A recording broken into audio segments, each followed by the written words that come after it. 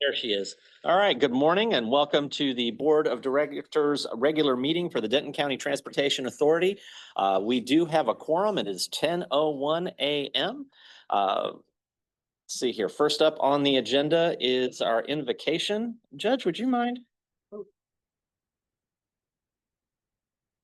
Heavenly Father, thank you for this day and thank you for our strong and healthy bodies and that we're able to be here in attendance to work for your people to help improve their lives by improving mobility. Help us to make good decisions for all concerned. In your name I pray, amen. Amen. And if you would please join me in the pledges to our flags. First, the United States. I pledge allegiance to the flag of the United States of America and to the republic for which it stands, one nation under God, indivisible, with liberty and justice for all. Honor the Texas flag. I pledge allegiance to thee, Texas, one state under God, one and indivisible. Thank you all. Mr. Christina, do we have any introductions today? None for me, sir. We'll go ahead and move on to public comment. This agenda item provides an opportunity for citizens to address the DCTA Board of Directors on any agenda item or items or other matters relating to DCTA. Each speaker will be given a total of 3 minutes to address any items. Anyone wishing to speak shall be courteous and cordial. Speakers making personal, impertinent, profane, or slanderous remarks may be removed from the meeting. Unauthorized remarks from the audience, stamping of feet, whistles, yells, clapping, and similar demonstrations will not be permitted. Citizens that are not able to participate in person must email their comment to DCTA no later than 3 p.m. on Wednesday, July 23rd to ensure the comment will be distributed. The Board of Directors is not permitted to take any action on any subject raised by a speaker during public comments. However, the Board of Directors may have the items placed on a future agenda for action, refer the item to the administration for further study or action, briefly state existing DCTA policy, or provide a brief statement of factual information in response to the inquiry. Keisha, do we have any public comment? All right, moving on. Next up on the agenda is the consent agenda. Do we have any requests to remove anything from the agenda? If there are none, I'll entertain a motion to approve the consent agenda as presented. Make a motion to approve the consent agenda as presented. I have a motion and a second. All those in favor signify by saying aye. Aye. Opposed? Motion passes unanimously. All right, regular agenda. Item 1, discuss and consider approval of fiscal year 2025 Transportation Reinvestment Program TRIP project submissions. This is an action item for the board, and we have Karina Maldonado, our planning manager, presenting.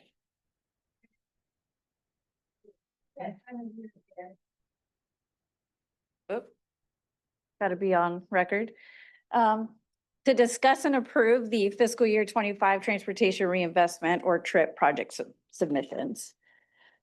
So staff does recommend approval of the 4 submissions this year, and I'll go through in detail.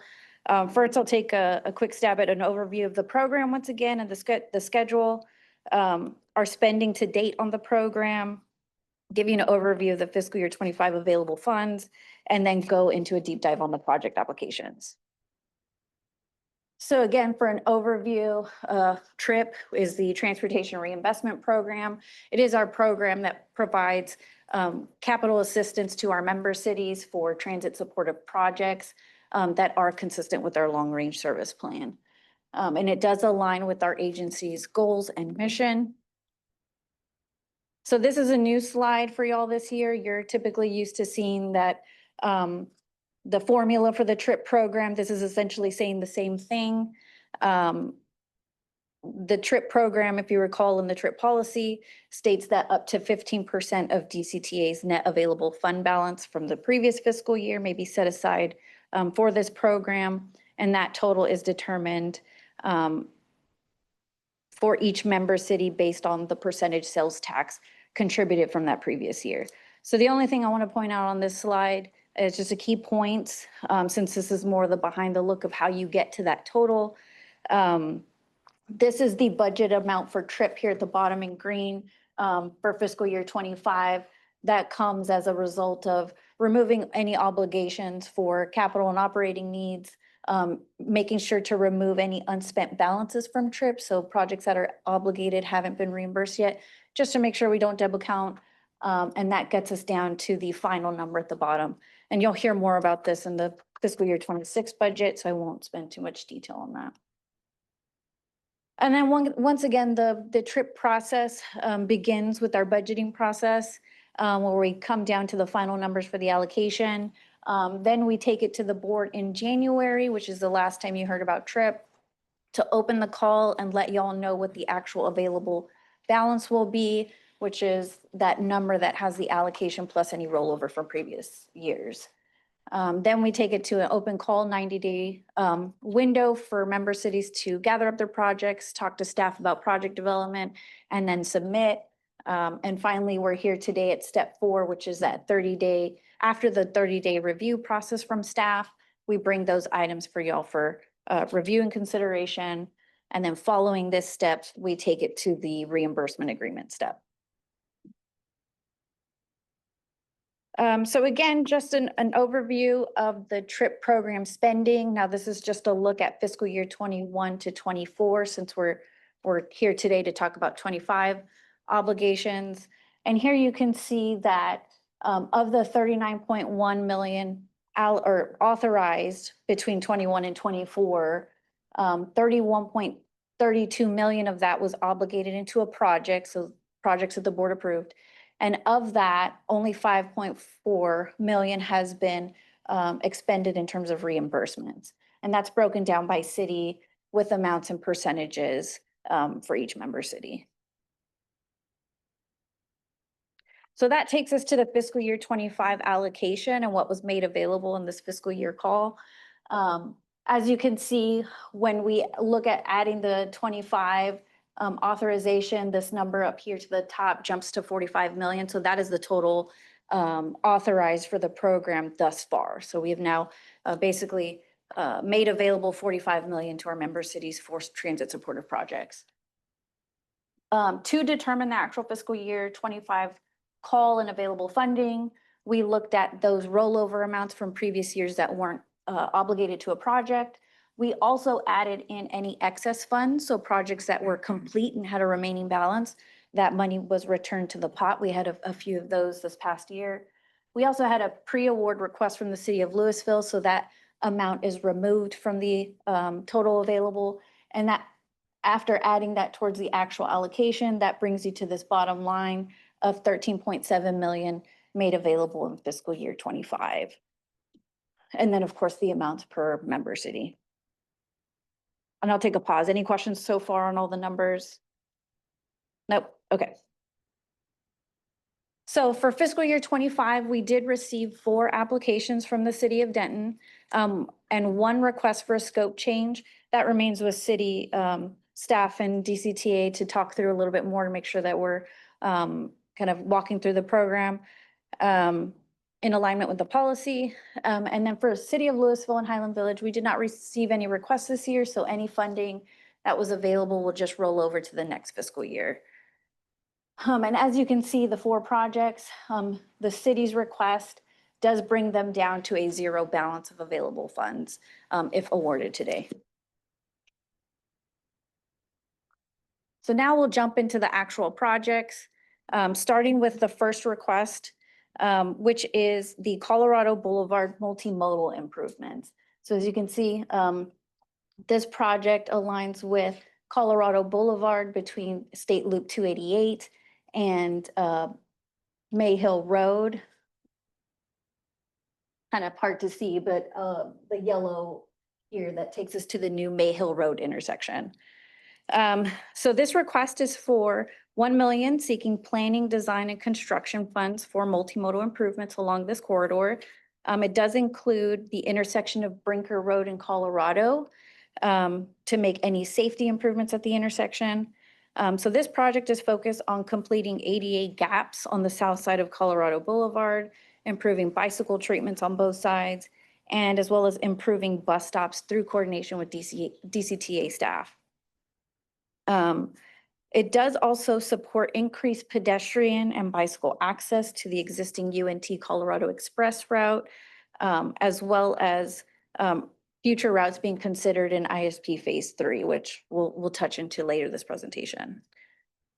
So the estimated cost of this project is 1.15 million, and the planning and preliminary work is anticipated to begin at the end of this fiscal year.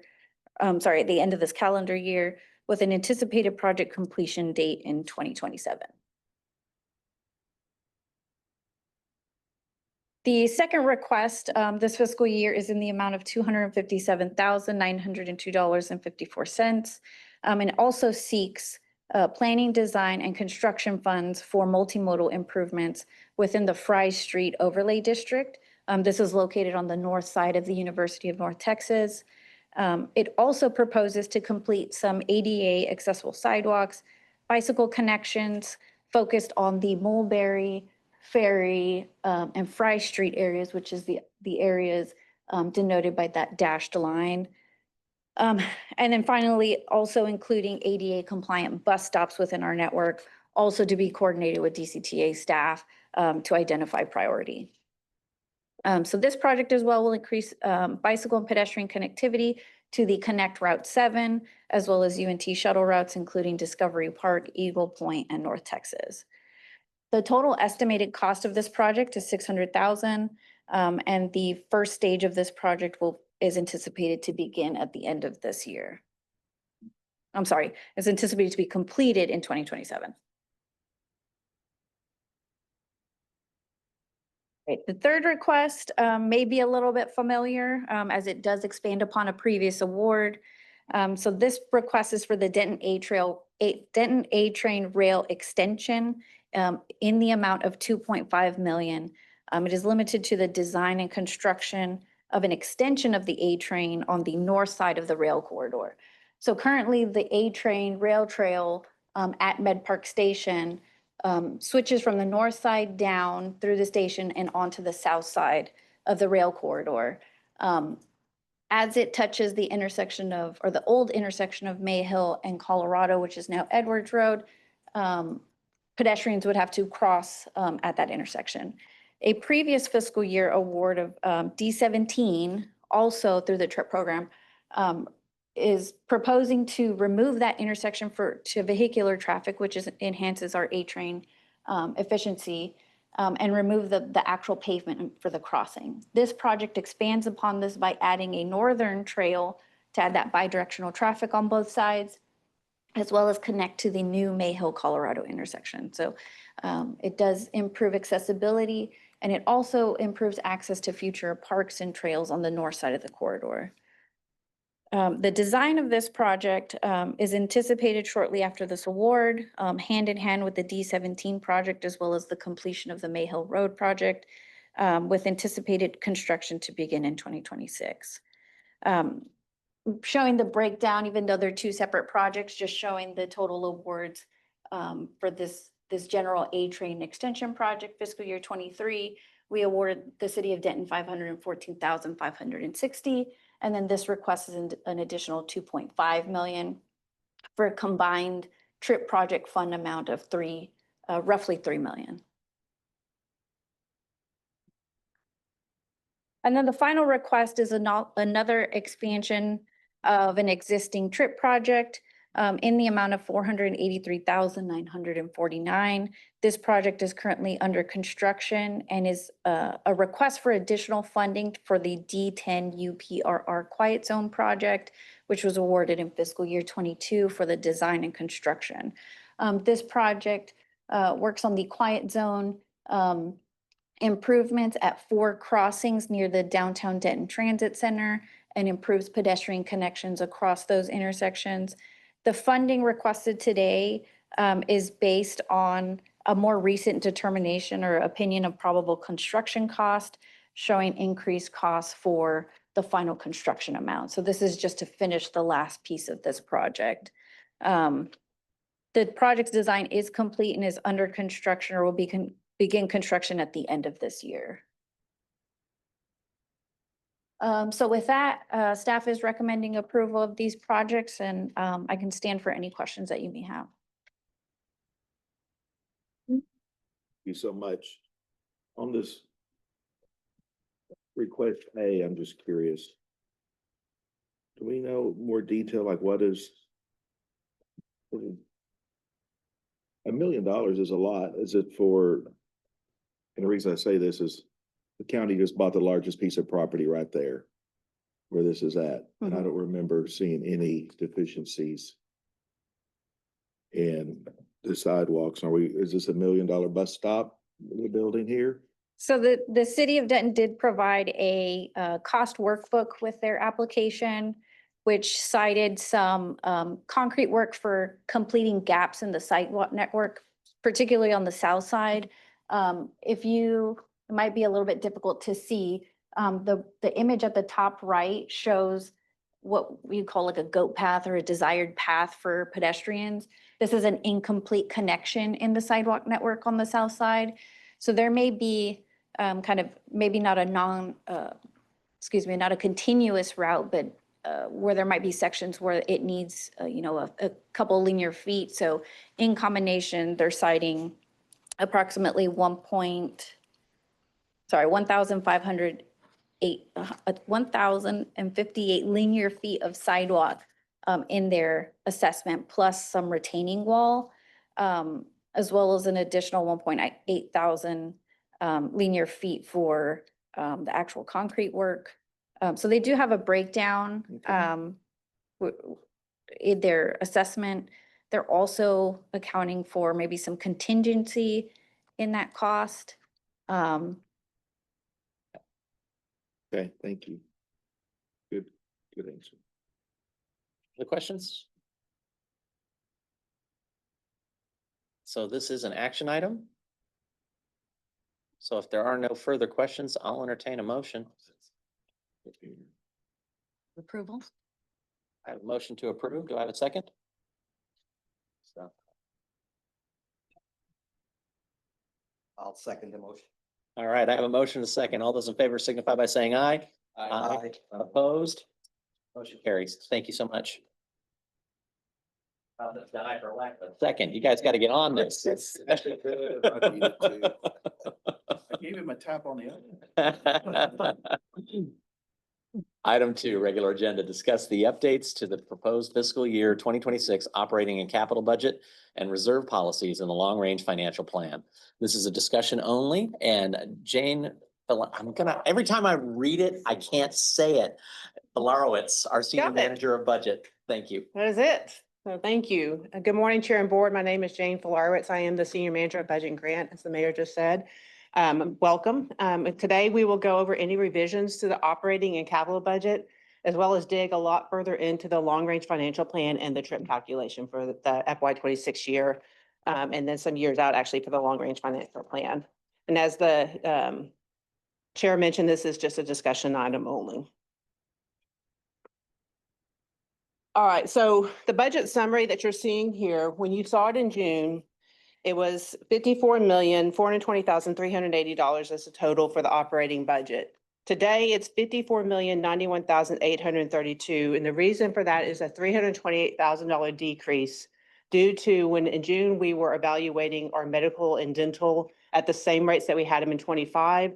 And medical came in 2% less and dental came in even. So we were able to reduce those benefits across all categories where there's employees, therefore giving us a $328,000 savings. The capital budget is a little bit different too as well. In June, you saw it at $28,266,162. Today, you're seeing it $26,062,345. The difference with that is we had more or less plugged a trip number into the calculation for 26 because we still need to do some evaluation on that. We're going to talk a lot more today about the FY26 number. So the number that we had plugged in was a little bit higher than the number that we've come in with as of today that we'll present to you. The debt service remains unchanged. And then when you're looking at the G&A to OPEX, it changed ever so slightly. With it being, it was 54.4 in June, and then 11.3 for G&A, giving us a 20.8% G&A. Today, we're at a 20.7% G&A.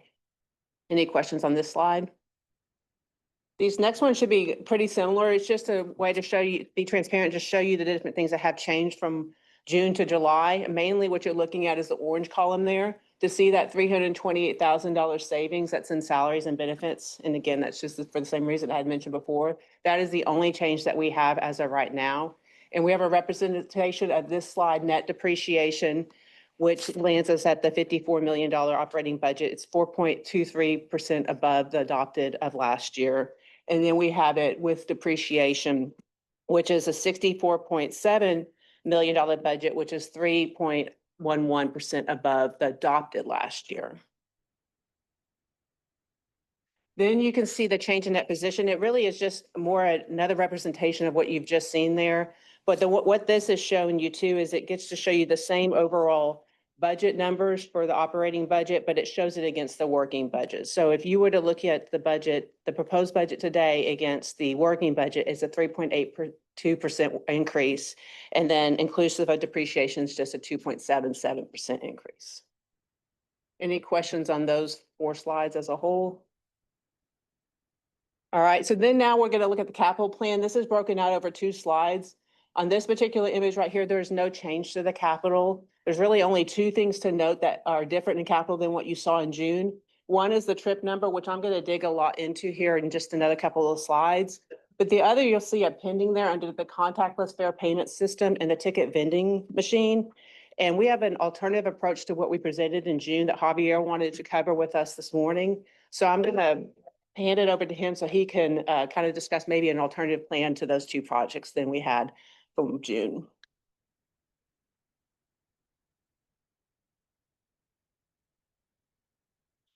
Thank you, Jane.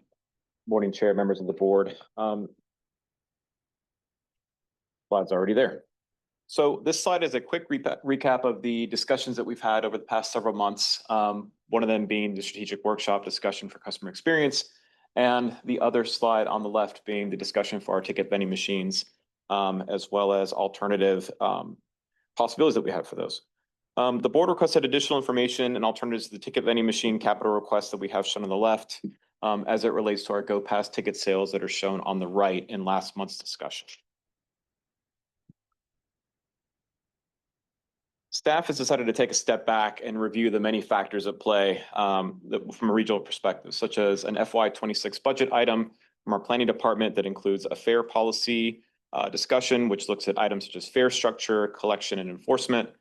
An item from the Mobility 2050 plan, RTC policy, which calls for coordination and standardization for both fare structure and fare collection systems in the region. And then other items identified in the regional transit to. All good. Good? Nope.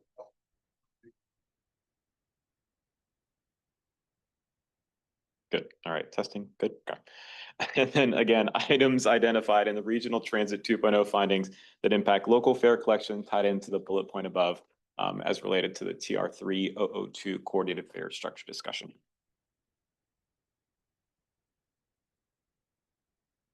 So as an alternative, staff is proposing a path forward that takes a holistic view of our fare collection methodology, both from a fare collection, cash collection perspective, as well as our current electronic fare payment systems. Reallocating a portion of the capital budget would allow us to complete a consultant-led fare system strategy and readiness review. And normally I don't go over the entire scope, but I think it's good to review this. We'll be evaluating the DCTA electronic fare systems and cash collection processes, evaluate existing TVMs, and explore alternatives to cash-based platform ticketing.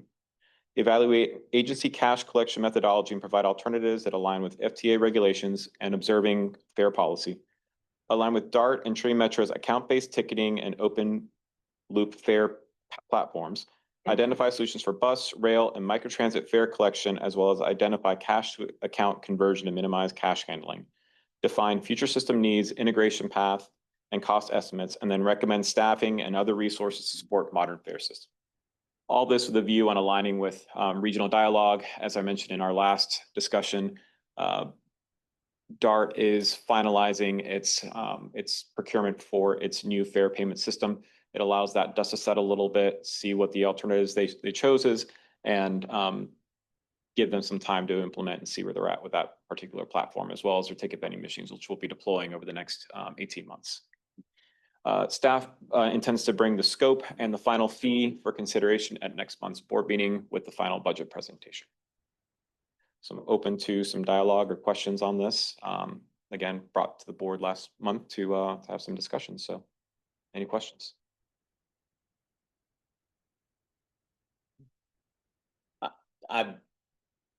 I'm very appreciative of this. I think that we definitely want to have a seamless experience between the agencies, and I know my own phone has multiple apps that make it somewhat challenging. So if we can kind of take a look, my only concern with all of this is just making sure that we don't pay a dark premium, which sometimes can happen when they acquire systems. So if we start looking at vendors, we want to, as you well know, make sure that we at the minimum have interoperability if we're not going to do the same system.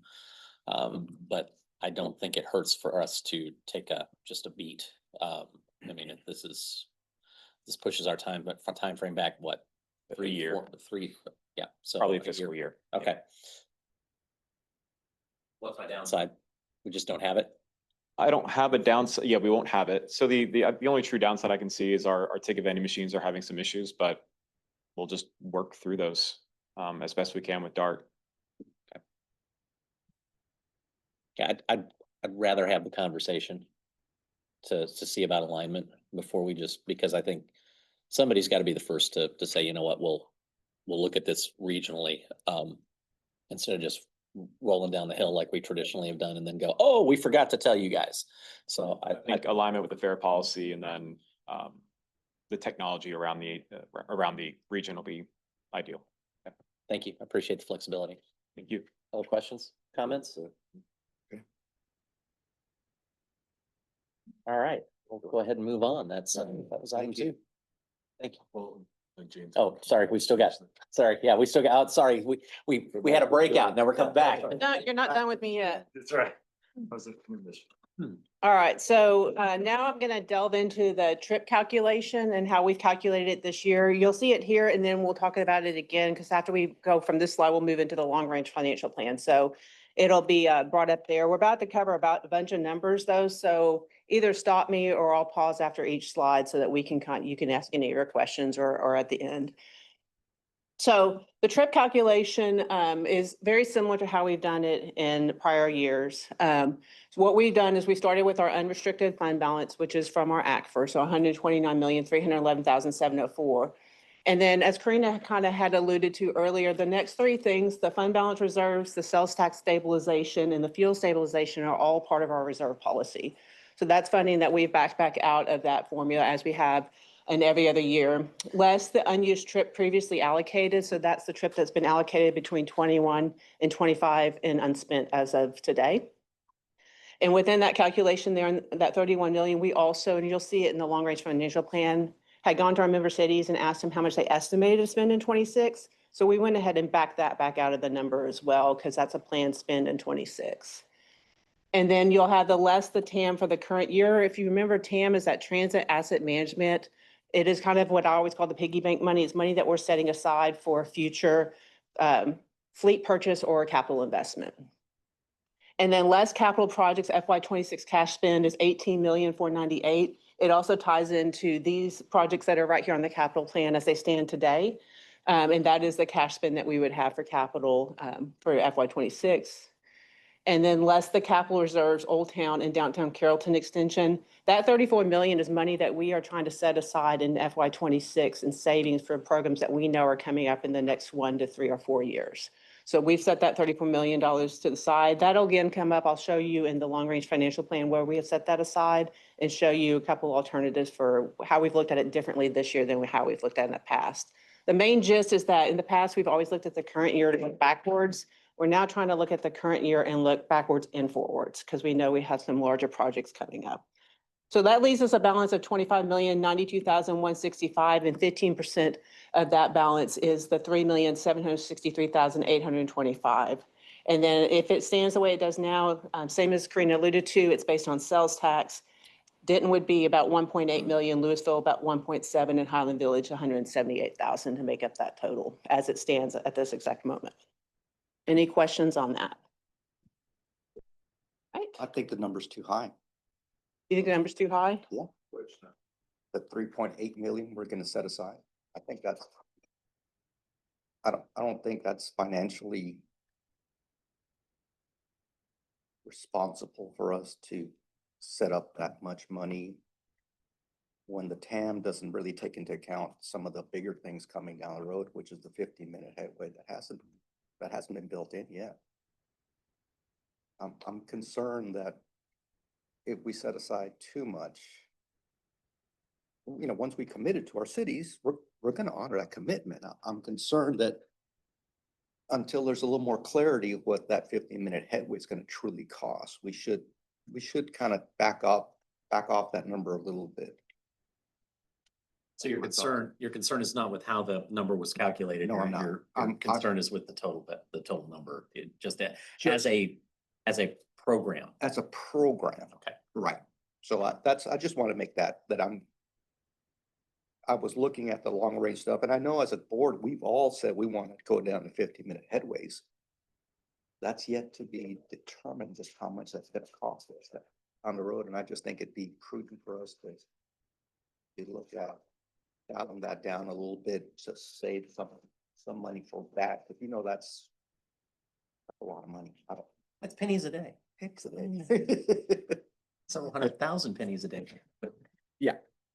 Anyway, I definitely appreciate that, because you're right, we do have a lot coming up. And so maybe if we keep that in the back of our mind, there's a whole lot more details and numbers that I'm about to get into in the long range financial plan that points to what you're saying.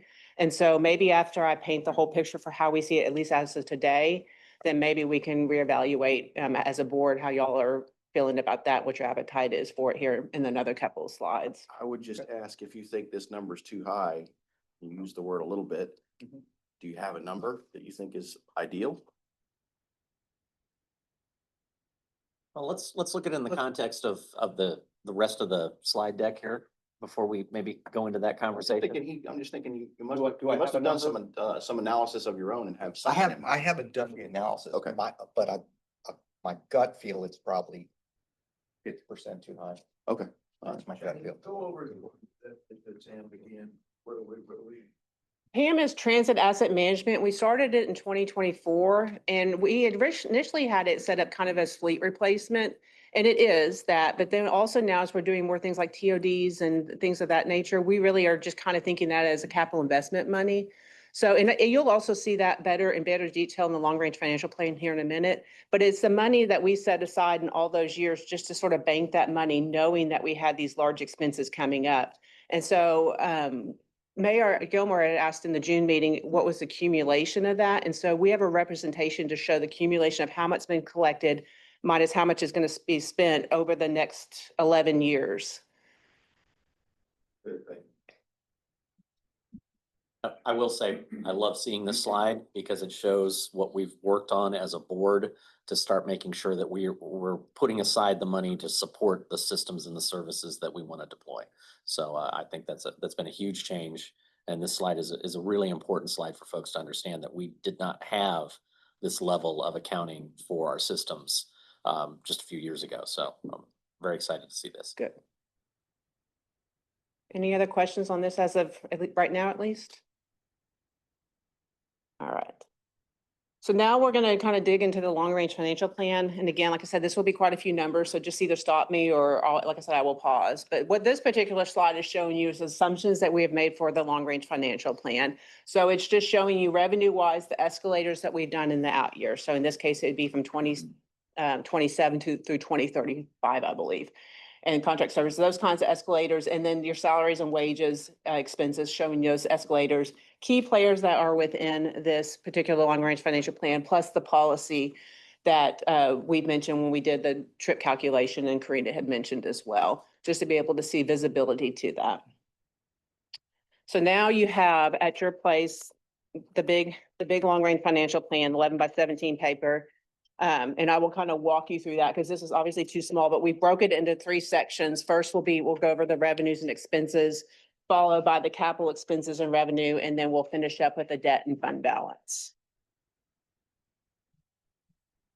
All right, so for section 1 here, what you're seeing is the years of 25 through 2037, which is 13 years, and it looks 11 years out from the year that we're currently discussing right now. And this has been a great tool for us to be able to work on over the last couple of years because it really paints a picture for where we're going and what kind of expenses we need to be planning for in the future. So operating revenue wise, no change to the June presentation at 6.2 million, and then the operating revenue right here is 56.7 million. Both of those total the $62.9 million of revenue for the fiscal year. The only revenue you're not seeing up here that's further down on the list is our capital revenue from our FTA grants. Then our operating expenses are 54.1 million for the year. And then what I've done for this particular year is I've gone in and in lines 17, 18, and 19, you will see trip expenses. So in our old ERP, we put trip into our capital program, even though it's not really DCTA's capital, and then we would transition the expenses over to an operating expense at the end of the fiscal year. In our new system, we're going to be able to set it up as an operating, but it's never been represented here, but it is operating expenses that we do spend every year. So we wanted to be able to represent both ways to you, the full operating expenses that we have planned for FY26. So if you were looking at it without the trip, like I said, it's 50.1, but if you look at it with estimated trip, is 61.1. And these numbers came from the cities for what they estimate to be spending in FY26 from trip allocations that they've had somewhere between probably 21 and 22 or 23 at this point, the money they're still spending on.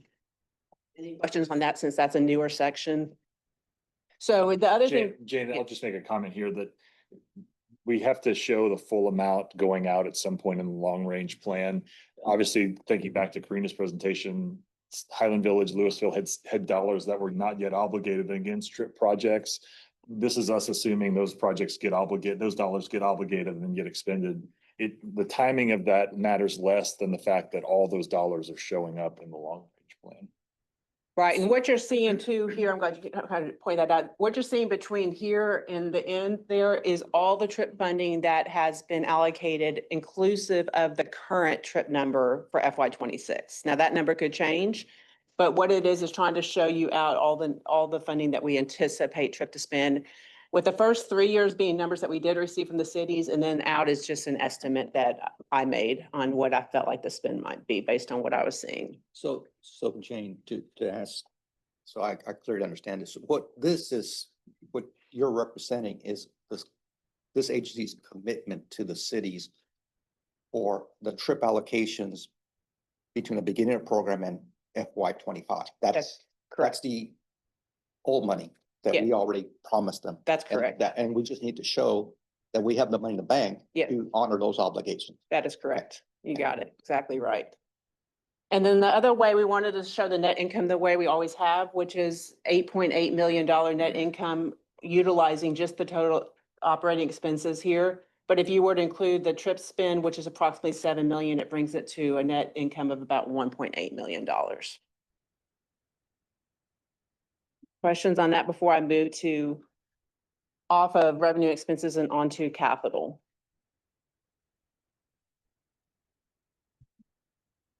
All right, so this is the section that will include the capital, both the projects and the funding sources for capital. And so what you're seeing here at the top is that transit asset management that we've been saving. You don't see the 24, but that we've been saving since 24 for all the years out. So that represents $3.8 million. Below that, you'll see how we've broken out fleet purchases this year in the long range financial plan between bus, cutaways, non-revenue vehicles, and then a bus refurbished. So as an example, for the fleet purchase for bus, it's $2.4 million. That represents 3 35-foot diesel buses that we're planning to purchase in FY26. And then the years out, also there's 3, 2, and 1, I believe, on that, 3, 2, and 2. And that ties into our current fleet plan for how many, from what Austin had presented in a former board meeting, that ties into the number of buses that we presented in the board meeting. Then we have the cutaway buses. It's $225,000 for one cutaway bus for FY26, and then 2 planned in FY27. And the reason there's a box in the future is that we are looking at when we would need to do future fleet purchases. It's not a definite number at this time, so, but it is, we do know that we probably will need to make more. So we try to put a box around there to say there will potentially be a number in there in the future meetings. It's just not there at this exact moment until we fine tune that a little bit. And then we have the fleet purchase non-revenue for this year. It's $150,000, which is for the 1 service truck plus the 2 SUVs. That was in the June board meeting. And then we also know we have anticipated need in the next 2 years, more for the service vehicles like the SUVs, based on wear and tear and mileage and things like that. So we're planning for that in the future. And again, by working with the fleet manager on that to get an idea of what we have and what we expect to need to replace. And then we had the fleet bus refurbished for this year. It's our first year to do that. It's $500,000. We want to see how that goes before we truly decide to do it for future years. But we went ahead and put money there, assuming that's going to go well, knowing that basically that is almost like getting a new bus because they will tear it down and then almost rebuild it from the basis. And so we planned on the one for this year, and then I think it's 3 in 27, 1 in 28, 1 in 29, and 3 in 30. And again, that's just completely contingent on how it goes with the first one, but we're anticipating that could go well and obviously a lot less expensive than buying a whole new bus. Then we move down into the major maintenance rail, the $3.3 million that's in our capital plan. Again, that's updates to the train, the tracks, the signals, those kinds of things. And then that's built off of an escalator in future years.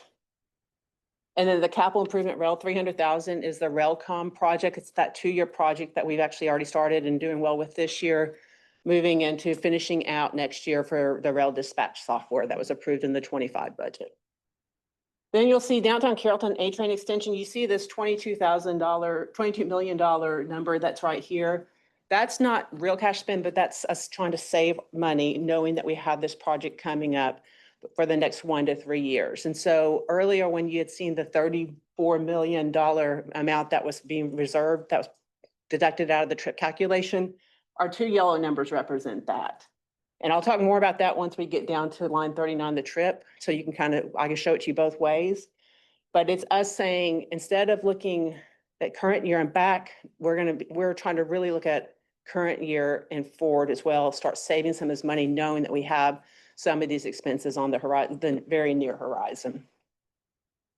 And then the A-Train 15-minute frequency program is definitely on our radar. It's boxed because it's something that we would need to fine tune to get the expenses on that. Obviously, that's a very large project. It's one that's of interest to the agency and I believe to the board, but it's just numbers that we don't have calculated out right now, but it's something that we will be continue to work on in this next fiscal year. And then we've got, so you'll see fleet purchase rail is not happening in 2026, but it is happening in the out years of 2033 through 2037. That's $30 million that we're anticipating. That's fairly accurate for what we feel 2 rail cars would be at this time. Regardless of when we do that, we do feel like once we do that, that might also help with our major maintenance rail and might be able to reduce that major maintenance rail a little bit because obviously we'll have newer rail cars that we don't have to maintain and service as much. But we do have that, like I said, pinpointed out in the future years. And then our bus and bus ops projects for this year's $125,250. Those are the ones that are detailed out in the capital plan, but things like the dual facing cameras, the bus lifts, things of those nature. And then the infrastructure acquisition, the $12 million. This is also money that we're trying to set aside. Ultimately, I think it's a $38 million project. So we're trying to reserve some of our money knowing that we have that coming up here in the next 4 years, within the next 4 years. And professional services, $8 million, that is on the capital plan as well. Those are the 2 programs that tie back to the A-Train, the curve and speed study, and the 15-minute headways. And then you've got the technology improvements of $3.4 million. That's currently the technology projects that are in the capital plan that we have as of today. So with that, that leaves the trip at the $3.7 million number. If we were to not save this money for this year and to do the calculation the way we've done it in the past by looking backwards, that would be a $6.3 million number. We just know that trying to be responsible that we feel like we need to be able to reserve and save some of that money so that we have it for the future programs. So that covers us on the total capital of $60 million for the year. And then if you did it less the TAM reserves, it's $56.2 million. Then that moves us down into the capital sources category. The capital sources category, what that's telling you there is anything in the gray is money that's coming from elsewhere. So it could be FTA, it could be COG, it could be state funding, those kinds of things. And I'll kind of walk you through all these numbers and what they mean and how they tie back up to these capital projects here. So for example, we don't have any capital money, other than the $2.7 million, that's program money. It's our formula funding money that ties back to operating expenses in FY '26. But for example, if you were to look out at FY '27 and let's look at this $2.6 million number, that is tied back to fleet purchase bus, which also ties back up to these two numbers right here, the 2.4 and the 2.5. 85% of that is the competitive grant that we've applied for to try and hopefully get. That would be federal money. And then down here under line 51, use the capital reserves TAM. That's our own money that we've already set aside that now we're going to have to start spending on bus purchase. So you see like in 25, the buses that we've purchased are going to be purchasing at $2 million is going to come from TAM. The 2.625 are this is the bus and the cutaways. And then we start to get into really seeing in this section how important it is, which we've known, but how important it is to be able to apply for some more of those competitive grants. So, and that's what each of these sections is doing. So the bus is doing it at 8515. The downtown Carrollton extension is also 8515. Those are grants that we would need to go and solicit for. We haven't as of yet, but we have it on our radar. And then the bus refurbish, we do have some information on some opportunities for that. And that would be at an 80-20. So between these numbers and the TAM numbers, it will equal these numbers up here for all the capital projects that we have. If we were to remove the numbers in that gray section, it would cause our ending fund balance to go to a negative in just a couple of years. So that's why we know how important it is to us that we really are grant focused on these larger items. Any questions on that? I know that's a lot of information. Question on the grants. Did you run a scenario where you got 50% less grants? I mean, that would. We What's haven't, that? but we could, because we ran this scenario where we got 0, and it was eye-opening and scary. Yeah. But it'd be pretty easy to show it at a 50% as well and see. I'm not positive, but I do anticipate if we were to run it where it was only 50%, since the 0 made us negative, I believe in 2028, I would think that we might buy another year or two before it would be a possible negative impact. Then I guess my next question would be, what's the probability then of, what I'm trying to get to is to make a financial long-range decision. You have to have some type of risk, some type of a probability of success. So you have a, so I can have a feel for how concerned I should be. Okay. If I may, I think flexibility and optionality is the key to success in this plan. It is very difficult for us to handicap how successful we can be in discretionary grants. Now, when we say discretionary grants in this context, we're talking about everything from applying to the US DOT and Federal Transit Administration for those major programs to going to the RTC with a vision for the downtown Carrollton extension and asking for a grant from that source. The path for success, or the good news here is this risk doesn't show up in us covering our operating expenses. Now, our operating expenses towards the end of the long range plan, you begin to see revenues and expenses start to converge on one another. That's a different conversation for next year's long range financial plan as we figure out how to get more daylight there. But for here, what happens if you don't get these grants is these projects slide to the right, or the board makes the decision to spend the capital funds that are in the bank, recognizing that that generates risk for the longer term in and of itself. So the good news here is outside of fleet purchase, which seems to be able to be covered on the fixed route side, these projects that are these major capital expenditures are not requirements, but they are things that this agency has said we would like to do. Is that helpful? Any other questions? I really appreciate you showing the escalators at the start.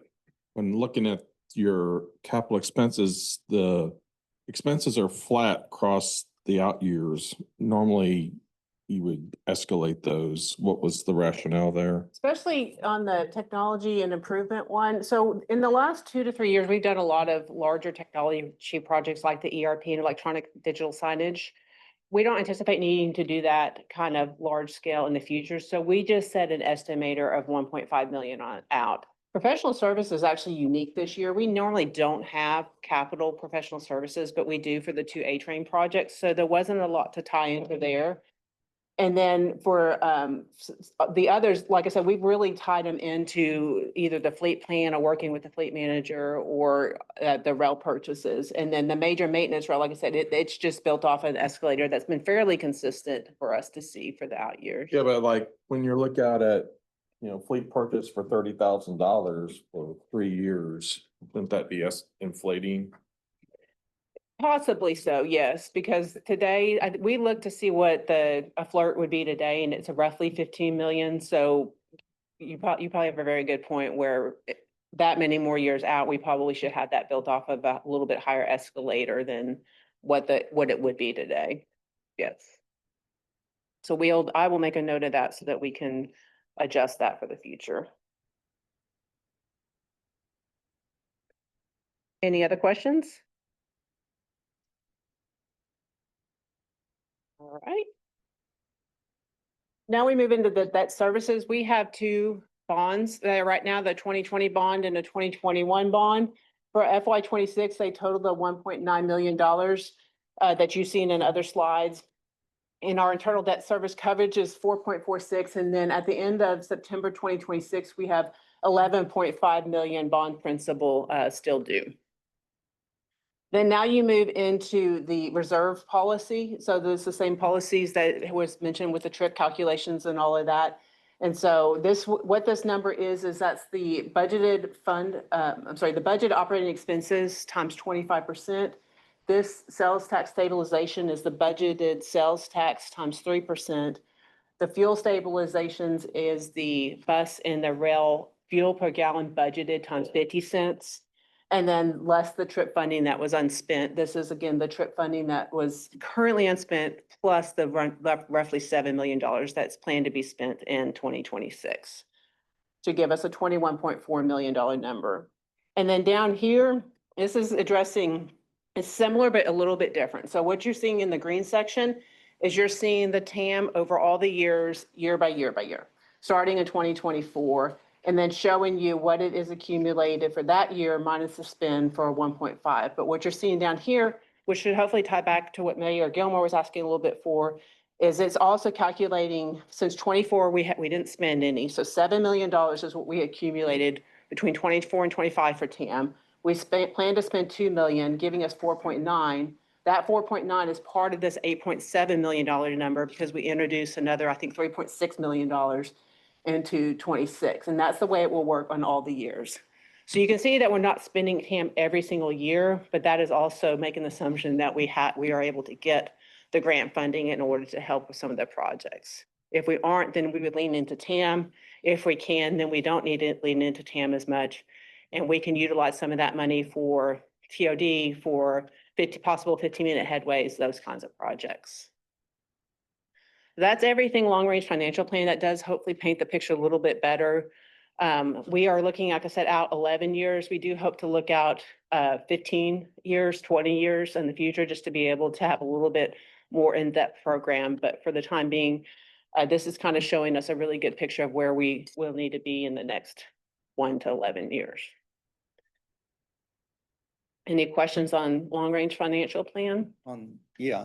Question on, what's the industry standard on how far you look out? 10 is what I have learned as an industry standard. Some people do 5, which is very minimal, but many do 10 or 15. So, but 20 is definitely, like with the GFOA, they love to see longer, but they really trust the data more for 10 years in. So I would like personally for us to be able to get to a 20-year plan. This is, I think, a really good version of the long-range plan that has everything now in it. Now with this kind of baseline established this year, I think we'll spend the next year looking out into the longer term and give us more time, frankly, to come up with answers for what happens when the numbers don't look good further out years. That's going to drive structural changes and decisions we have to make today.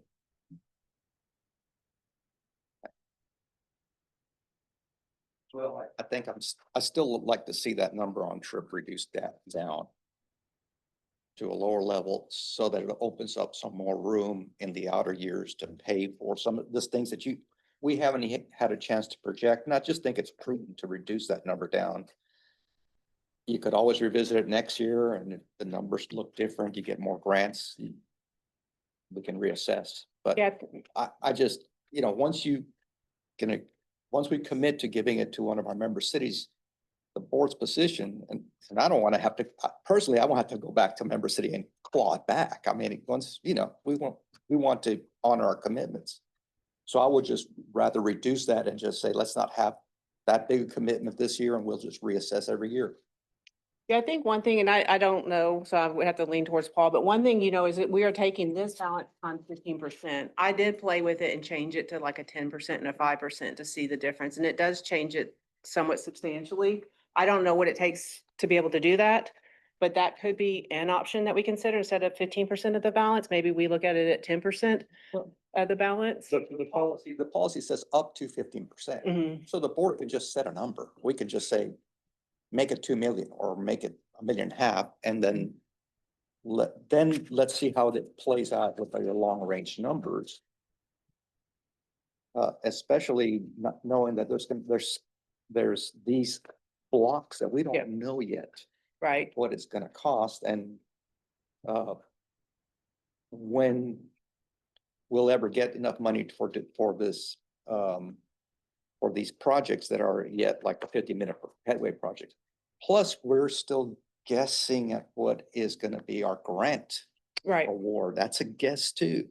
And that could positively or negatively impact the first one, which is the extension downtown Carrollton.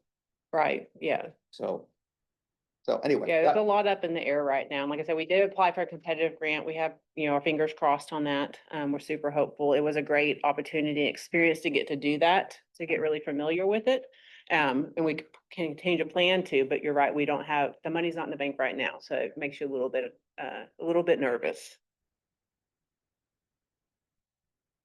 So is it fair? And I'm trying to, these are rough order of magnitude numbers here. Is it fair to say that our investment in trip projects is equivalent to our investment or investment planning for many of our discretionary capital grants?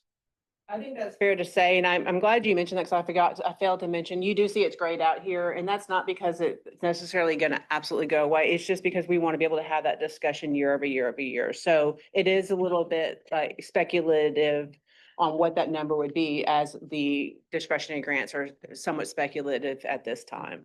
We know what the percents would be if we were to get them. We just don't know that we have them yet. Yeah, so what's our trip investment this year? Sorry, I've got to go back to that number. The current FY 26, 3.7 million, Sorry, what's that? 3.7 million. 7, yeah, Mhm. and then our TAM is for all these other projects that we'd like to have is 3.8. Yeah, for the current year, it'd be 3.8, and then cumulative, though, it Yeah. is 8.7. I guess, and my point being is that like any family, we have to budget. And so we're budgeting for new facilities, new features, new functions. In one bucket, we're also budgeting for cities to provide new features, new functions, whatever that is, in a different way. And then the question is, where do we want to be as a family Mhm. in these two different savings accounts? Right. That we intend to spend on, hopefully assets and services that will improve the system overall. Right, So exactly. I think that's a fair conversation to have, and I don't disagree that we might want to move that needle a little bit at some point. I think I would like to see some of these blocks filled in to give us a little better understanding. So when we're talking about the fleet purchase, is that cutaway bus, and then the 15-minute frequency program. Those to me, I think, first of all, I think 15-minute is non-negotiable. I just, if we can't get to 15, I might nudge to 20, but I just know that systems on 15-minute headways are successful. Mhm. Because people don't people don't plan for 40 minutes. They 15 minutes makes it work. Yeah. And it lowers that barrier to ridership. And I think at the end of the day, we're all about moving as many people as possible. So one of the ways you do that is by making sure it's as easily accessible as possible. Right. So that's kind of where my head is if, as we're starting to look at those numbers, I think, we definitely will be looking at, where we save, and that means probably TRIP is an easy, I hate to say easy, but it's a savings account that could move and provide really good value across the entire network. Mhm. And I know that impacts our cities with some infrastructure. But you got to weigh the two and decide what you want to do there. Absolutely. So I appreciate the visibility of this, because this is where I wanted to be when we started talking about this last year, is how do we look at TRIP as an investment in service and an investment in it, like a capital expense. And so we can measure that up against the other projects that we want to do, whether that's a TOD, whether that's better fleet, whatever that happens to be. So that's important to me. I don't know if I'm ready to pull the trigger on changing TRIP now until I have some of these black boxes filled in. So I don't know what the time frame is on that, though. Well, We've got numbers like on the A-Train 15-minute frequency program, but they're programmatic estimates, very high level, lots of contingency. We wanted to balance being conservative in our approach, but not overly conservative, so we could pay due attention to all these different factors. But we can put the programmatic numbers in that we have and show you how that picture changes. On the cutaway buses, the reason those are blank is because we, over the course of this year, I think need to understand more about what fleet we're going to need in the future, but we could also populate that with full replacement, assuming, again, those would be the most conservative approaches we could take from a DCTA capital expenditure perspective, and that would give you the answer that you're looking for. So we'll take that as an iteration in next time. So when staff comes back to us and we are making a decision on budget, what information does the board feel like they need to see to be able to have a conversation on TRIP? certainly would like to see some best guess on the cutaway buses and the 50-minute headway.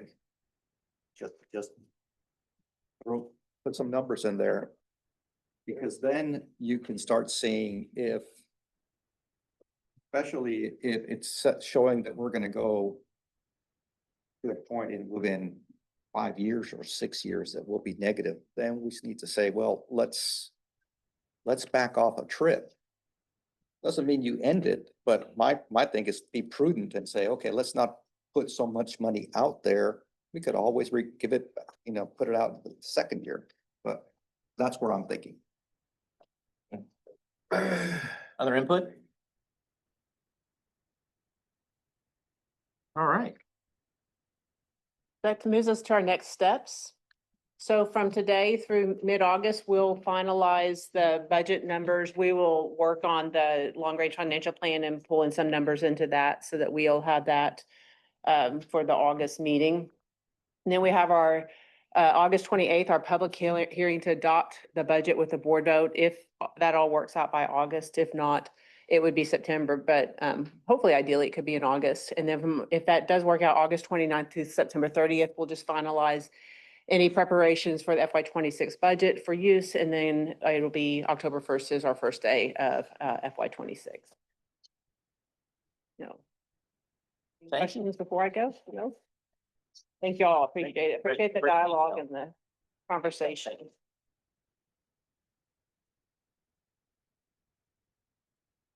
All right, item 3, discuss update on the A-Train enhancement program. This is again a discussion item. We have Austin Frith, our VP Planning and Development.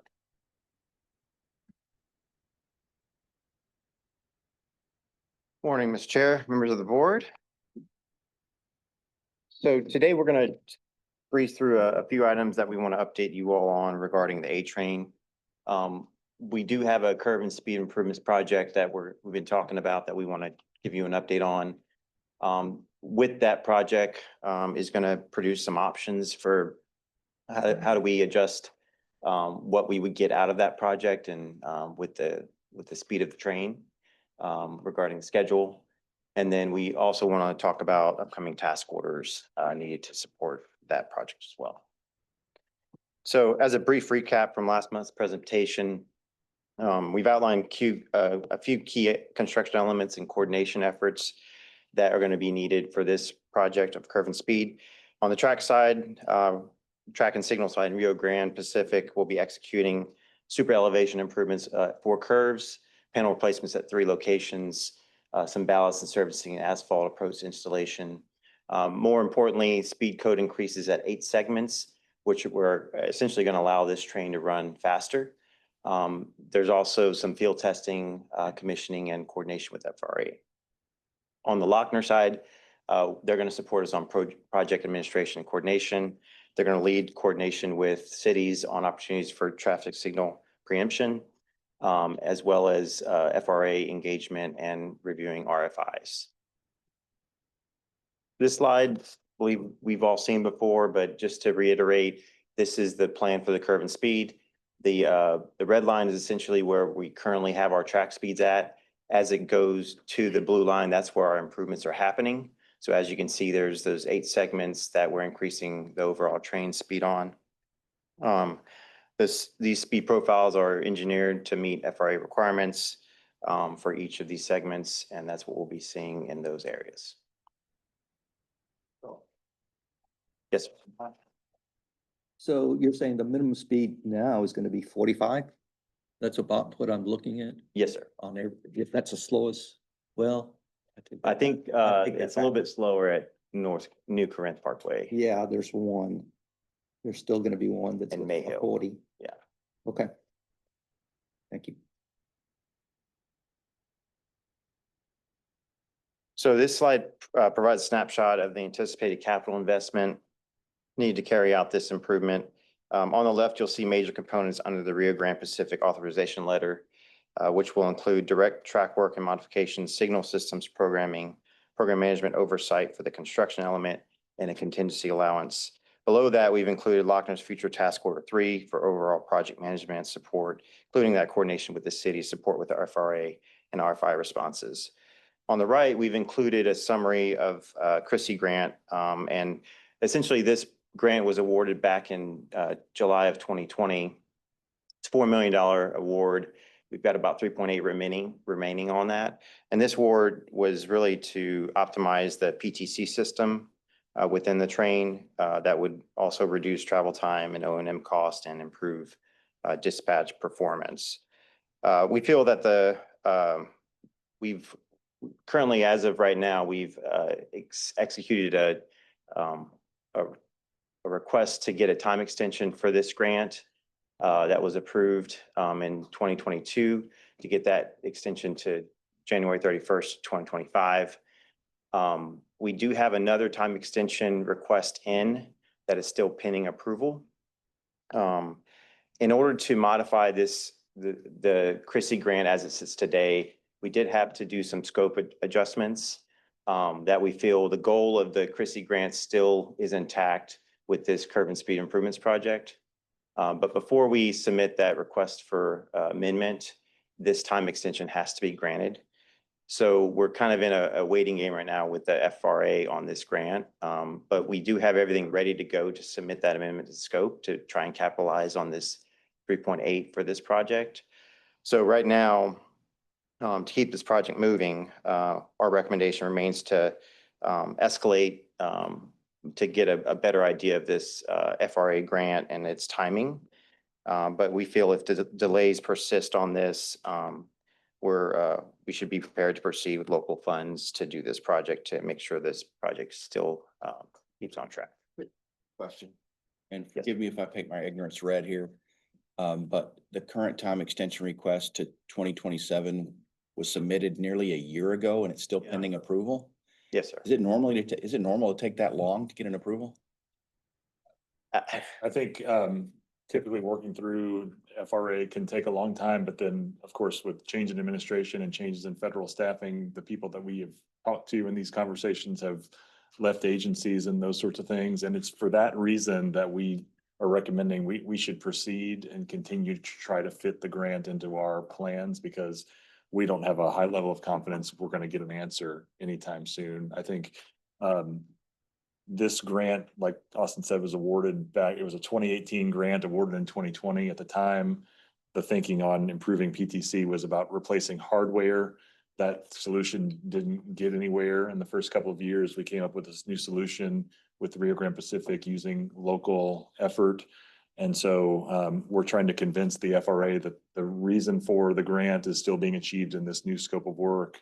And we feel like at some point when they catch up to us on the conversation, we can either get the grant applied to the money that we've spent, or we know that in future phases of this project, when we extend to downtown Carrollton, we will have to extend PTC, and we'll also be looking at potentially converting or the benefits of converting to the other PTC system that's used by DART. If we haven't resolved with FRA by that point, we could readdress and say, okay, well, let's try the grant on this component. But if we wait for an answer from FRA, we will lose valuable time on progressing the A-Train program overall. All right, thank you.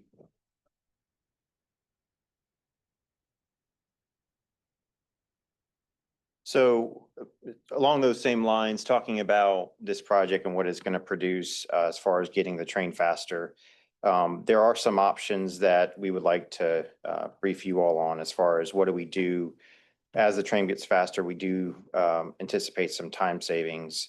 So each of these options reflect a different approach of how we integrate that train velocity into schedule and service plan. Option 1 maintains the 30-minute headways as we have today, but uses the 1 to 3 minutes of reduced trip time to provide additional dwell time at the end of the line. That allows us to improve recovery time from delays, be more reliable on-time departures, and slightly allow us to have slightly longer crew breaks without impacting frequency. This option offers no additional operating cost and moderately benefits the customer by stabilizing options and getting the train faster. Option 2 will adjust the train schedule to reflect a 3-minute faster run time. This will reduce headways from 30 to 27 minutes. It fully leverages the speed improvements, but introduces trade-offs in that it will essentially break the clock face timing of the schedule on the first of the hour and mid-hour. It'll reduce alignment with DART's, it could potentially reduce alignment with DART's green line schedule, and it's less flexibility it has to recover from delays. It also will potentially have a slight reduction in crew break time if implemented. It also requires an additional $400,000 per year in annual operating costs based on increased daily trips. And then finally, option 3 has no change to schedule or service pattern. It continues 30-minute headways. It does not leverage any of the speed improvements we're doing on this project, but it maintains all existing coordination cost levels as we see today. So at the end of it, option 1 provides the operational resilience at no cost. It gets the train faster. It allows more opportunity for dwell time at the end. Option 2 essentially takes maximum ability from the project, gets the train faster, and that's reflected in schedule. And then option 3 avoids essentially any disruption, but misses opportunity for any performance gains. So as we move forward in this project, we'll be looking for board input on how we might prioritize these trade-offs with these options. Any questions on this? Go right ahead. Yeah. I was gonna say, well, I think we take option 2 off the table. I don't think it's worth spending that type of money for a 3-minute reduction, and now you throw everything off. So I really think 1 and 3 is what we need to focus on. That's my thoughts. I agree. I really would favor option 1. I think that the benefit to riders of having 27-minute headways is really offset by having the schedule be more complex to navigate and reducing that alignment with the green line schedule. I think that's really huge. That's going to make it a lot more difficult for riders. I don't think there's any reason to look at spending that kind of money for something that really doesn't make it easier on riders.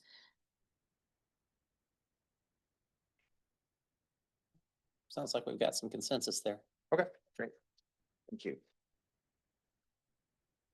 So next steps for this program and upcoming task orders. So we'll be requesting board approval next month for this Rio Grande Pacific authorization to proceed with construction, as well as the Lochner Task Order 3 with that program management support for this implementation. We'll also bring forward 2 additional task orders for discussion. Task Order 2 would be the design support for the downtown Carrollton extension and the 15-minute headway infrastructure. And then Task Order 4, that would be supporting the extended service hours modeling and PTC recommendations for the long-term implementation. Both of these are scheduled for board action in August or September following discussion. And if aligned, the schedule positions us to deliver curve and speed improvements in the spring of 26, downtown Carrollton and 15-minute headway schematic design in the fall. And then the recommendations for the PTC extended hours analysis in the fall as well.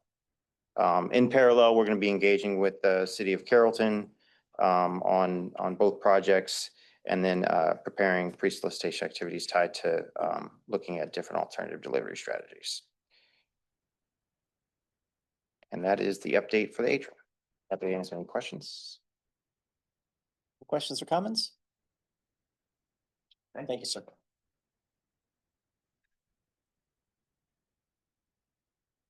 Item 4, discuss update on the intermediate service plan phases 2 and 3. This is also a discussion item, and we get I'm back. Austin version 2.0. All right, thank you. All right, so right now, we're gonna really turn our focus into intermediate service plan and its 3 phases. We're gonna discuss quickly the performance that we've seen out of phase 1, look at phase 2 efforts and implementation, and then have a sneak peek into our phase 3 approach as we move forward. So as a brief recap, we've seen these charts before, but this just as a reminder, we implemented 20-minute frequency on Connects 3, 6, and 7 in August of last year. The great news here is Connect ridership is up 58% year over year, making it one of the strongest performers in the system.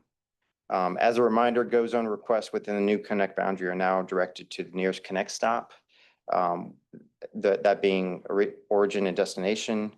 And then the map on the right essentially outlines what we've done with the service.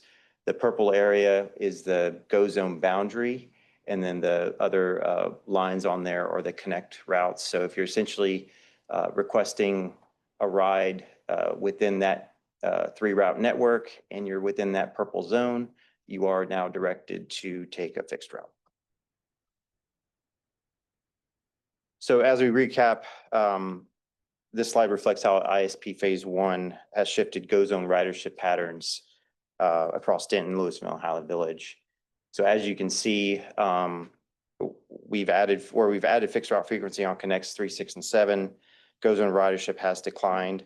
This is a planned outcome because we're seeing customers naturally shift from on-demand trips to higher frequency fixed route options. In contrast, both Louisville and Highland Village saw increases in GO zone usage. Louisville is up 12%, and Highland Village has seen the most pronounced increase at 22%. These shifts reflect how our service strategy is working by offering more fixed route service where demand supports it and continuing to deliver on-demand service areas better suited for GO zone. So this is a slide that reflects essentially phase 2 and what we've been able to start doing with that phase. What you're seeing here is the areas in the green are the expanded boundaries that we have geofenced within our GO zone. So essentially, if you're requesting areas in these boundaries, similar to what we did in phase 1, you're going to get a proposal to take the fixed route. In addition, what we've been able to do is work with VIA on providing that information in a more clear, concise message on the app. So if you're in the app today and you request a ride and it falls within these buffers, that would include UNT, TW, and Discovery Park, you're going to be directed to take the fixed route. And the message that you see up top is one of the messages that we're prescribing be displayed in the app. So now our riders understand why they may not be getting a go zone, because their request now is going to be better fulfilled through that fixed route option. So this is a huge win for us. It allows us to continue to be transparent with our riders and make sure that we're delivering the best service for them. This slide highlights a key enhancements that we soft launched in May of this year. This is the integration of A-Train options within the GoZone app. This is part of a phase 2 pilot where we've launched. We're now testing multimodal planning inside the GoZone platform. So essentially, when a rider enters the trip request, the system will not only check for available GoZone options, but also offer A-Train connections when origin destination is within walking distance of a station. So what's exciting about this is it bridges the GoZone and A-Train into a seamless planning experience, makes it easier for the customer. So if they're within that walking distance of the station, we're putting them on the train because that's the most efficient path forward for them. This lays the foundation of true modal integration in future versions of this platform. You can see on the snapshots, the app now presents both walking directions to the station and A-Train departure times alongside GoZone options when appropriate. So in the next several months, we're going to be monitoring user behavior and feedback on this addition and evaluate and determine how best to move forward or scale and refine this feature. This is going on the same lines of phase 2 of the ISP. This is a snapshot of our roadmap for the UNT route efficiency program that we implemented earlier this year. If you recall, these changes were an effort to consolidate UNT routes that were overlapping each other at different times of the day. This allowed us to simplify the UNT route structure, making the UNT system more efficient. So as you can see, spring of 2025 changes focused on the consolidation of the Eagle Point route and Discovery Park route. Fall of 2025, we're looking to include removal of some of the lower performing redundant routes like Parking Express B and Discovery Park Express. And then we're also looking at consolidating Daughtry Street and Evening Off Campus into the Center Place route to reduce any overlap. Bernard Street and the Academic Circulator will remain changed for the fall semester. Moving on to GoZone, we wanted to provide you all an update on how we've recently partnered with VIA to look at the system-wide review of GoZone's 14,000 virtual stops. So if you recall, virtual stops are essentially the points on a map that GoZone is directed to pick up riders. So there's 14,000 virtual stops. We partnered with VIA to identify about 4,500 of those based on popularity and risk. Of those, 2,500 were reviewed, including 2,000 high priority stops and 500 points of interest. So roughly 40% of the reviewed stops were removed or relocated. Common reasons for the removal: no safe pullover area, poor visibility or lighting, lack of sidewalks or proximity driveways. Stops that were retained had safe boarding areas, sidewalk access and crosswalks, clear sight lines, and good lighting. This shows you the overall map of the efforts that we've been working with VIA on. The green dots will show stops that we've reviewed and approved. The orange and red dots reflect stops that were relocated or removed. And blue dots represent lower use stops that are still pending review. We're continuing to work through incident-based locations from past operational data and the remaining 2,000 stop points that have not been reviewed yet. So here's an example of what that analysis provided us. These are real-world examples from Highland Village and Louisville stops. The green boxes where it shows retained, those were typically on low traffic streets with good sidewalks, clear sight lines, and safe boarding areas. So those were retained.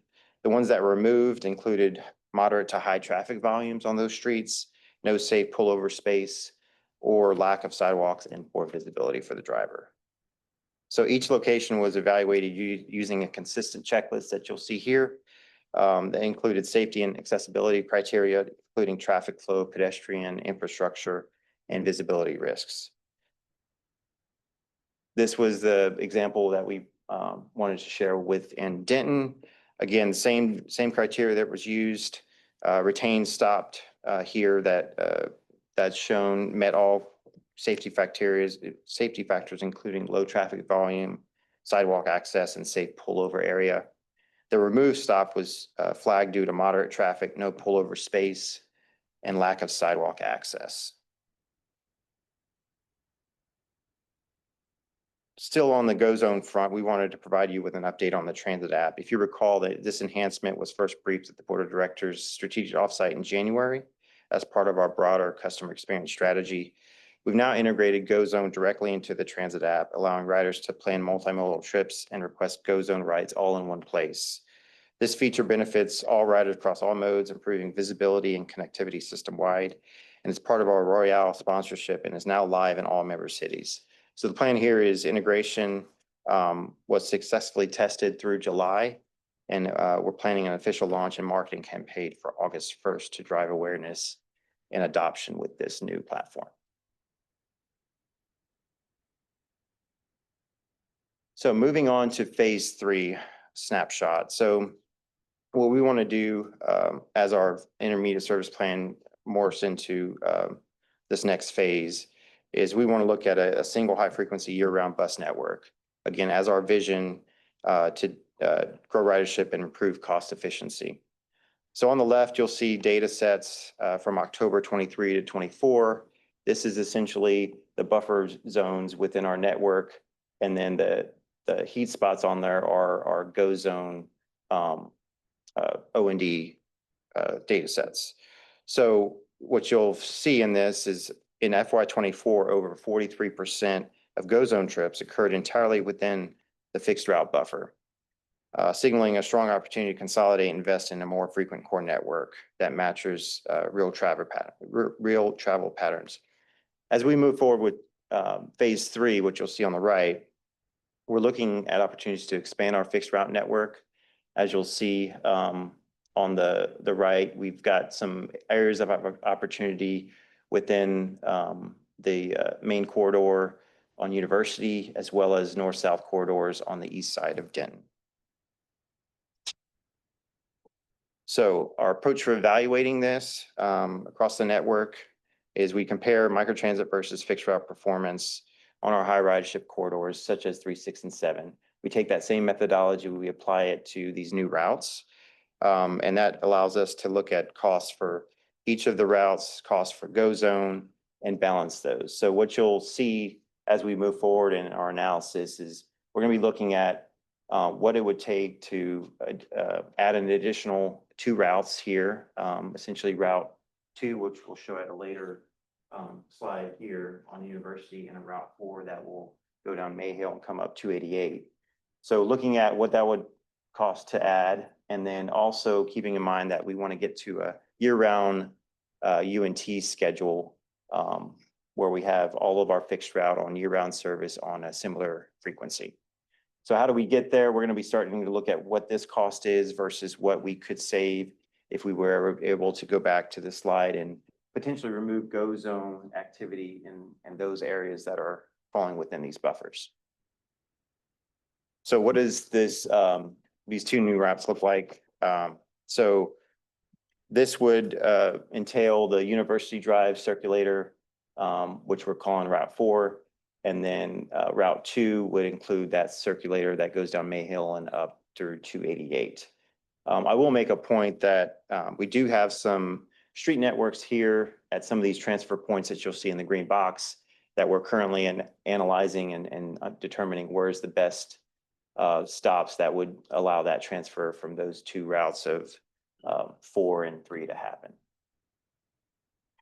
So when we took a look at these routes, once we laid them out, we did some analysis on what would be the benefit of introducing these 2 new routes. So when we drew Route 2, this one was really designed to serve high density residential and civic destinations.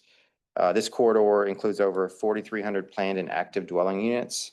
The DU you see there is dwelling units, so those are new developments with approximately 2,100 already completed. So this route connects neighborhoods vital government and social services, including Serve Denton, the Denton County Complex, DPS, and the VA. It also links key medical destinations near Medical City Denton, nearby offices and commercial zones. This alignment also creates strong transfer points, as you'll see down here, to the A train at Mid Park Station, and that helps reinforce interconnectivity between the modes. So Route 3, as you currently see it, it's going to be in the green line. We're looking at to look at a new version of that. And this essentially eliminates excessive loops that we currently have on Route 3, better aligning with adjacent routes that you're seeing within 2 and 4.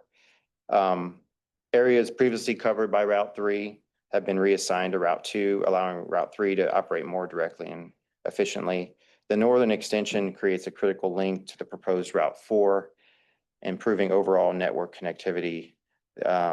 This will serve over 3,700 dwelling units in active development and provides access to key government and social service facilities, including Our Daily Bread, Texas Health and Human Services. It also supports expanding commercial areas, ensuring the route meets both current and future demand. So connection points to routes 2 and 4 include transfer points on 288 and Mayhill Road. This will allow for a more integrated system as well. And then finally, Route 4, this is our east-west corridor route, supporting key development areas and commercial centers. This route currently will serve about 1,000 recently added dwelling units, including approximately 670 completed units with more under construction or in review. This provides direct connections to key shopping destinations and commercial hubs, improves access for adjacent Denton and UNT communities. So this is essentially our vision here. We've got top 5 UNT illustrated here. We've got our 3 connect routes that are currently in service, and we've got routes 2 and 4 that provide that full-on connection with the city of Denton. So other considerations that we're looking at, we do have the University of North Texas interlocal agreement. This is where we're trying to align service goals and cost structure with that university. We're going to continue to work with UNT on their route optimization, as we mentioned earlier. We are looking at fleet availability. As you can see on some of these routes, they do require additional bus fleet. So we're going to look at how that aligns with our fleet plan. Deployment of capital reserve alternatives. So this is essentially evaluating how these microtransit hours can be freed up to potentially pay for this additional fixed route system. Bus stop infrastructure. This is identifying and prioritizing locations for new or upgraded stops with these new routes. And then finally exploring additional opportunities for outlying areas as part of a phase 3 or potentially phase 4. So with that, that is my update on ISP phase 3. Questions or comments, please? Yeah, I just want to really commend staff. This is really addressing a lot of concerns that the community has been bringing up for a while. So outstanding work. I think especially the go zone evaluation of the stops. I think when people talk about go zone drivers are unsafe or they're driving dangerously, that this is what they're talking about. And I think this is a really meaningful way to address those concerns. I'm also really excited about the new routes 4 and 2. I know that those were, when those went away, that was a huge concern for the community, but I think that we're talking about re-implementing them in a much more thoughtful way. I think this is going to be much more effective than the old routes were. So outstanding work on that. I would advocate for, what go zone capacity is freed up. If we're able to implement those new routes, I would love to see that go to the West Park area, the industrial area on the west side of I-35. I know that's a big need there. It certainly can't support fixed route, but I think go zone would be a great option for that area. I've had the United Way reach out about that as well. So there's definitely conversation around that space. want to give some feedback. I've actually had two different residents who interact with a few of the stops on a regular basis in their commutes. And they've noticed a change, and they sent me a note saying, thank you for that. I think it's safer for everybody. So I don't know which particular stops, nor am I gonna point this particular person out, but they definitely had some opinions on what we were doing. And now that we've made some changes, they have some opinions on that and to the positive. So again, we're getting good feedback about it. You know, it's a challenge. It's always a challenge. So I think being able to have this assessment has made a physical, visible difference in the Louisville area. And I expect that it's the same across the network. I have a comment. Austin, did you guys look at what's going out on Sherman Drive at Loop 288 in your analysis? No, but we can look at that area. I know there's some growth out there as well. Yeah, there's a lot of growth up there. I think there's gonna be even more growth, both commercial development as well as residential. And Okay. your heat map didn't really show that much activity out there, so maybe that's not driving that look, Right. but I would certainly put that on your radar. Okay. And you used to have a route out that way years ago, and Yes, we did. Yeah. Thank you. And I think the other takeaway is, you know, here we are not discussing whether or not a particular location deserves a bus. We're actually looking at data to drive whether or not that particular location does that. So as a board, I'm not having to micromanage a route. I've got data that pushes that piece. So I'm really, really glad for that. Austin, I don't think I have any other comments, so thank you, sir. Thank you. Item 5, discuss local and regional updates and legislative updates. Paul, do you have anybody on staff for that one, or? Two quick items, if I may, Mr. Chair. Number one, we continue to be engaged with NCT COG staff and staff at DART and Trinity Metro on Regional Transit 2.0, and are putting together some thoughts on how we can work together amongst those entities to progress some of the things that were recommended in Transit 2.0 that drive integration amongst the agencies along the lines of what Javier has mentioned. So we'll keep you all posted as we have those discussions and let you know how they're going. The second thing I wanted to do is just give you all late breaking news that that DCTA completed its Federal Transit Administration training review. We got an official word back from our reviewer that we completed that assessment. That includes a review of 20 sections, 20 different categories, 174 sections. We produced over 300 documents and left with 0 findings. And so really want to say thank you to our staff who did a great job to get all that stuff together. It starts with communications and relationships. And so I'm very appreciative for those efforts. It's awesome. Great job, guys. I do want to give just a quick thank you to Paul and the team. We are really, really well positioned as far as Transit 2.0 goes. I think we're really well positioned to be a leader in the conversation as to what the region looks like in the next 25 to 30 years. There is, you probably have heard, a lot of challenges from our suburb to the south. And their transit agency that they're trying to work through. But I've had conversations over the last couple of weeks with many of the mayors that are involved in that, with many of the decision makers, and we are seen as a model in the region right now for how to do things correctly and how to make sure that we're open and transparent with our member cities, and that we are providing the resources that are necessary for our residents to have a successful transit organization. So I expect to hear some really great things coming to our agency over the next couple of years because of how we positioned ourselves. So we may be having bigger conversations in this room than we ever thought possible, which is really cool. Any other comments or items to come up on schedule? I love that. Thank you, Judge. Anybody else have any local information, things coming up in their cities, news that we should be aware of? Mr. Stevens? All quiet for the summer. Very well. Sir, if we're on community items, I'll just put on your radar, we'll be sending an invitation to board members that we're doing a back to school barbecue for our bus operators and staff at the bus operations facility on Teasley Lane. You all are welcome to attend and rub elbows with the frontline operators that make our system go. So be on the lookout for that. Y'all let us know the day. Yes, sir. And just informational reports in your packet, just in case anybody wants to take a look. Our safety service and ridership reports are up. Update on the marketing and comms program. By the way, some stellar marketing and comms pieces. Of course, today's about the agency training programs to be able to do outreach and community outreach. Really, really good stuff.